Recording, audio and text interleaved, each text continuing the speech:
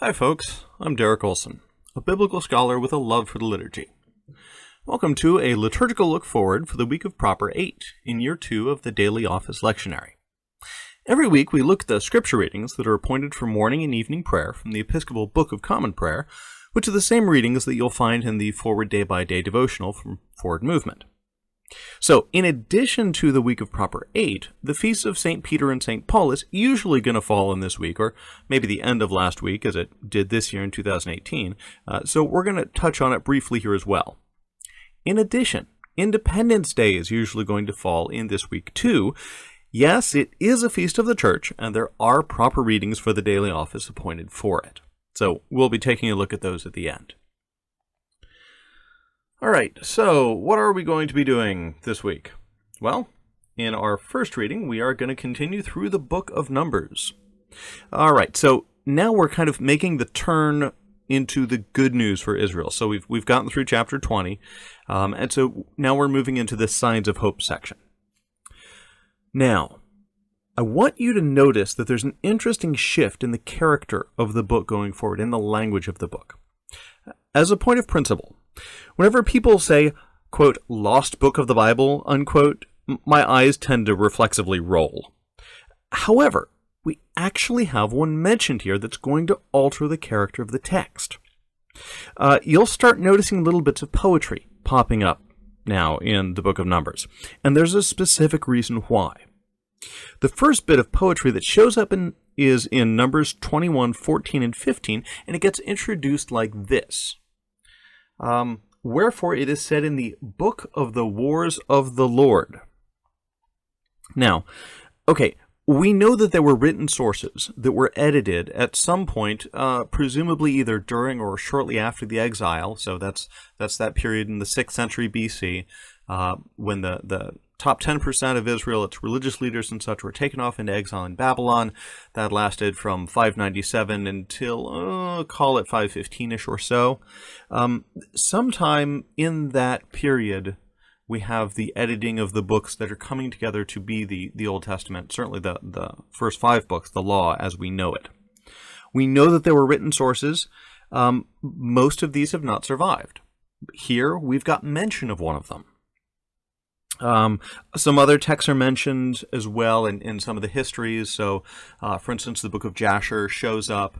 And then it seems like after the reign of Solomon, we had written records. So that's one of the things about a monarchy. Monarchies, when they develop, they tend to bring along with them certain technologies. So they tend to be agrarian states. So they work on agriculture, and writing is a big part of that. So Solomon seems to begin these annals because we have a book of the Acts of Solomon, and then we have, because his kids split the kingdom, then the annals of the kings of Israel and the annals of the kings of Judah. And those are the historical sources for 1st and 2nd Kings, as you can see. And then Chronicles even mentions the commentary on the book of Kings. We have no idea what that's referring to there. So, in any case, it seems like the Book of the Wars of the Lord was likely poetic material, and we're going to see a lot of poetry in this week. So there's a really good chance that the shift in the rhythm of the book is due to introduction of material from this source. So, let's take a look at our readings for this week. The unusual thing this week is we're actually not skipping very much. We're working through a pretty sustained section of interesting material. I would say narrative, but as we just mentioned, it's actually a mix of narrative and poetry, leaning pretty heavily on the poetry when we get to the second part of the week. A few things here. Right, so we have the defeats of Sihon and Og, and the end of Numbers 21. All right, these are the first victories of the people of Israel. All right, so they're conquering a section just north of Moab, on the other side of the Jordan from the Promised Land, which, remember, they can't enter. So this stuff is happening over in the Transjordan region. These are relatively minor victories, all things considered. However, these two names are going to recur throughout the rest of the Old Testament as examples of how God has fought on behalf of Israel. So it shows them in Deuteronomy, it shows them in Joshua, and Judges, and Nehemiah, and in the Psalms as well. So it's a relatively minor story, but symbolically it's going to be very important for how Israel remembers God and how Israel tells the story of how God and the nation have related to one another. All right, the majority of the week then is taken up by the guy with the talking donkey. But as you'll see, the talking donkey is actually the least important part of the story. This guy is a professional religious guy, which means he both gives blessings and curses. Balak hires him to curse Israel, but instead he ends up blessing them 4 times. What's this guy's name? Normally we hear it as Balaam, or something like that. Technically it's Balaam, but this is one of those cases where a non-Hebrew pronunciation has become the standard. So if you're talking to anyone but a biblical scholar and say Balaam, they probably won't know who you mean. Well, actually, if you said Balaam to most people, they probably wouldn't know who you meant either. So I guess you're on your own on this one. The interesting thing here is that we have this foreigner who is worshiping and taking instructions from Yahweh, the God of Israel. At this time, deities were understood more on a local geographical term, so that you have a god of a certain location or area. So this is kind of interesting that we have this guy worshiping the God of Israel. Okay, that's kind of the big picture on Numbers. Let's go ahead and move on to our second readings then. This week we are going to continue on through Romans. We're almost done with the righteousness and justification section, so we're going through 6 to 8. I'm not quite going to finish up 8, so we have some more of that to finish up next week. Basically, in these sections, Paul is doing a lot of what we saw him working out in Galatians. So that's the question of the relationship between sin, the law, and righteousness. Sin is bad. The law is good. He's got to say the law is good because the law is given by God. But the law can't bring righteousness, certainly the way he understands it as it comes through Christ. And so he's trying to work this out in a way that's coherent, that sin is still bad, the law is still good, but the law is not as good as God, not as good as Christ. So, of course, where he's going to head is towards the Spirit. And that's what we're going to be hearing about in the second half of the week. Again, we're reading straight through. There are no gaps. So we get lots of good Romans this week. All right, moving on to our third reading. We are reading straight through Matthew as well. So we ended last week with the triumphal entry of Jesus into Jerusalem. This week we're going to begin with the cleansing of the temple and the aftermath of that with the pesky fig tree.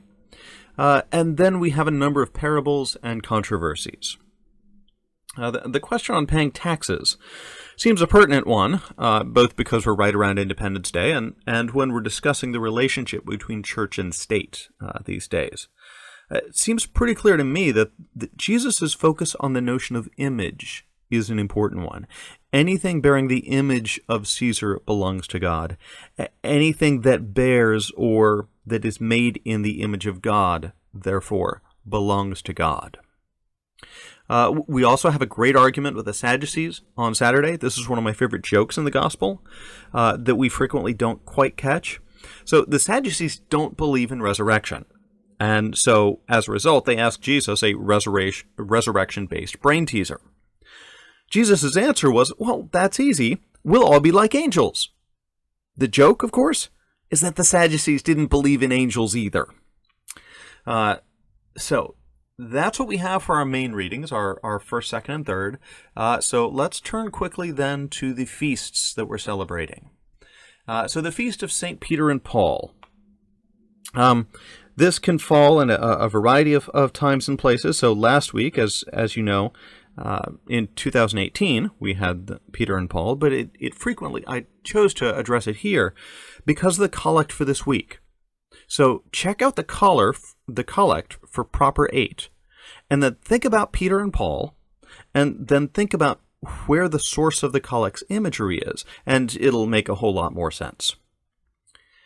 All right, looking at their particular readings appointed, we just read Galatians 2 just a few weeks ago, which kind of lays out the relationship between Peter and Paul. Things could actually be kind of rocky between the two, if you pardon the pun. But in giving them a feast day together, the church is saying that's not how things ended. Indeed, the tradition passed down through Eusebius, who is our earliest and most fairly reliable historian, is that Peter and Paul were martyred together in Rome under Nero in the year 67 or so. And so, as you can see, we're going to read that Galatians 2 passage for evening prayer on this day. The general theme for the readings overall is that, despite the hiccup at Antioch, Peter and Paul were agreed on extending the mission of the church to Gentiles, not just to Jewish believers, and there is a certain division of labor. Peter going after the Jewish believers, and Paul going after the Gentiles. Our morning New Testament reading then is Acts 11, where Luke, one of Paul's traveling companions, remember, has Peter recounting his story of how he came to see Gentiles not as unclean, but as able to hear and receive the word of Jesus. Ezekiel 2, which is our first reading for morning prayer, the prophet is sent to the nation of Israel, and of course this is Peter's job. The Isaiah 49, our first reading at evening prayer, is about the suffering servant gathering not just the remnants of Israel and Judah into the fold, but all nations from the end of the earth. Even despite their opposition, the church has always maintained that there was a tight bond between these two apostles. So much so that in the tradition in the West is that on every feast dedicated to either Peter or Paul, the collect for the other saint is also read. So on feasts of Peter, then after the collect for Peter, then you'd read a collect for Paul as well. Of course, our prayer book doesn't mandate that or anything, but I think it's still a nice thing to do. The other feast that we're looking at is Independence Day. This may seem a little weird to us now in America, but major political events in England had special liturgical remembrances in the Books of Common Prayer. So there was a liturgy for the 5th of November, Guy Fawkes Day, in the English Book of Common Prayer to thank God for saving England from the Popish plot. As a result, when our American prayer book was first ratified in 1789, this was one of the red letter days. Taking a look at the readings, the Ecclesiasticus reading is interesting. So at the start, it extols good government and says that God is responsible for authorities. But by the time we get to the end, it reminds us of the fallibility and fate of all humans, even those given the authority of government. James 5, our second reading at morning prayer, is on patience. Not exactly sure how this fits in with the 4th of July, or good government, or with the blessings of liberty, unless it means that we may have to be patient for election cycles to roll around. I'm not really sure. Your guess is as good as mine on this one. Then the Micah 5 at evening prayer has the image of God himself being the judge of the nations, not us, and that God's justice is the ultimate justice which brings peace and not human violence. And then I see the Revelation 21 reading as being a bit subversive, because I see it identifying our true homeland with the New Jerusalem, the city of God, not with any human habitation made with hands. Thus it's reminding us that no system, no structure, no government can fully complete or implement God's will, and that will always be limited and imperfect as we make our way to our true home and to our true sovereign. So, that's all for this week. If you'd like to pray the daily office online, check out the St. Bede's Breviary at breviary.stbedeproductions.com or stop by prayer.forwardmovement.org, where you can find the office and also the readings and the reflections from Forward Day by Day. I'd like to give a big thank you to my Patreon supporters. I encourage you to come on over and pledge and help keep this going. Don't forget to subscribe, give me a thumbs up, and let me know what you think of the show in the comments. See you next week.